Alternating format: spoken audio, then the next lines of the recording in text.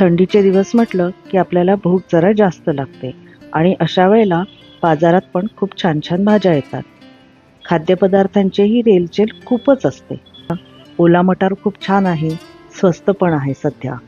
अशी हिरवी वांगी ही पण स्वस्त आहेत आणि खूप छान छान आली. याच्यामध्ये वेगवेगळे प्रकार पण असतात वांग्याचे किंवा बाकीच्या भाज्यांचे सुद्धा. या सीझनमध्ये आवळा, मिरची, लिंबू, गाजर किंवा इतर सुद्धा भाज्यांची, ओल्या हळदीची लोणची करायला खूप छान सगळ्यांना आवडतात आणि खायला सुद्धा आवडतात. साठवणीची सुद्धा लोणची अशा वेळेला करता येतात.